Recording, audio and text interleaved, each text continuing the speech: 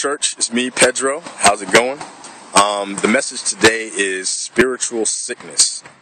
There's actually the word for mental illness in Chinese is Jingshen, which means spiritual sickness. The other word for mental illness is xinlijiding, which means a sickness within the heart. So I wanted to expound on that a little bit. I want you to think about that. Mental illness as a spiritual sickness or a sickness in the heart. Now, usually, in our country at least, I know that when people think about mental illness, they clearly think about the brain, They think that there's something going on in the person's brain that does not allow that person to function optimally.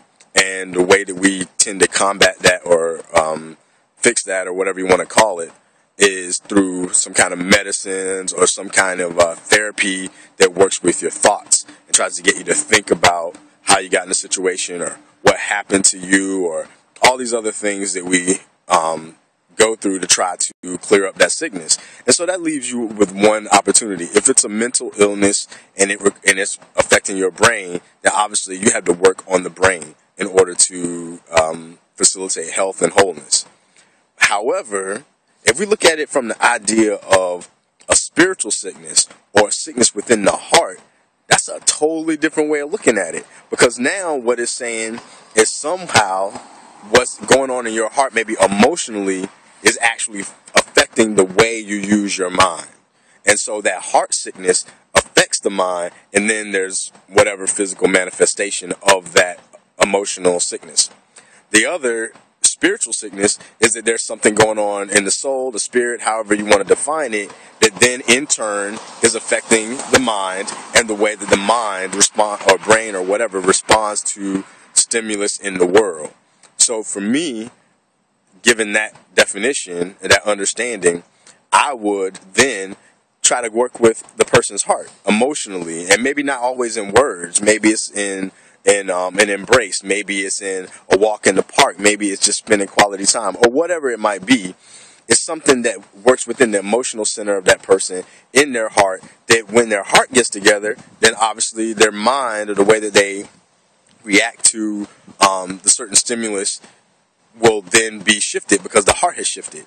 Or if it's from that spiritual perspective, then maybe it's through religion, maybe it's through meditation, maybe it's through walking through nature as I'm in right now, that will restore that person's spiritual equilibrium, and then in turn, the way that their mind responds to stimulus or their brain or whatever responds to stimulus will then shift, thus getting rid of the spiritual sickness and therefore eliminating what is now termed mental illness. So I want you to think about that because, I think that speaks volumes. Because I'm going to tell you right now, I think that our world has a mental illness. I think that our country has a mental illness. And I think that most people, no offense, have some kind of mental illness. And I'm not talking about the ones that are clinically defined as mental illness. I think that we have a spiritual and emotional sickness that's affecting our minds. And when we look at the world, we look at the things that we pay attention to, the shows that we watch, and it's not just a matter of watching them, but getting so engaged with them that we take them on as a part of reality, reality TV or whatever the case may be. When we start to engage with that and start to look at that as a reality, and we look at the subject matter and look at okay, these people are trying to get their self-esteem through, I don't even have to explain it to you. If I have to explain it to you, you don't even need to be watching this blog. So I'm not going to waste my breath. The point is, there's a spiritual and emotional sickness that is affecting the minds of people. And those of us who have some level of consciousness, I'm not going to tell you you have a responsibility, because you don't. But you might have a responsibility to yourself. If you're tired of talking to your friends and watching them go in loops and doing the same thing over and over again where no improvement, or you see people who are just walking around like zombies and they don't get it and they feel like life is whatever the case may be, stop looking at it from a mental perspective. Consider that it may be an emotional or spiritual sickness that then must be handled accordingly. One of the reasons that I'm in seminary is because I feel like what's going on in this world around us is a spiritual sickness. It's not going to be fixed by the political system. It's not going to be fixed by church. It's not going to be fixed by talking about it too much.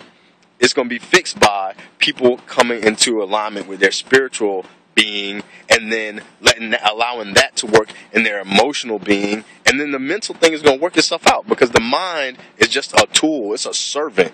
The mind takes what you give it, the information you give it, and it figures out ways to come up with plans and processes to activate into the world. So if you come and give the mind spiritual content of consciousness and awareness, the mind's going to work with that. If you're emotionally at rest and emotionally at peace, and then you're able to have your mind engage with that, then the mind's going to come up with things in that nature that are going to be harmonious and at peace, and are going to facilitate peace in your environment. But if you give it a bunch of crazy thoughts, then it's going to work with that. Because like Einstein said, you can't use a mind that got you in trouble to get you out of trouble. So my offering to you today is to, when you think of mental illness, not just clinical mental illness, but depression and all these things that affect people, I'm going to offer you the Chinese option. Jingshen, spiritual sickness, or xinlijiding, heart sickness or emotional sickness. Look at that as an option when you're engaging with other people, and let's see what the results may be. And feel free to contact me or harass me or tell me that I don't know what I'm talking about, because, hey, everybody's got their opinion, and this is just mine. So anyway, love you guys. Thank you for watching. 再见，认识你们很高兴。再见，拜拜。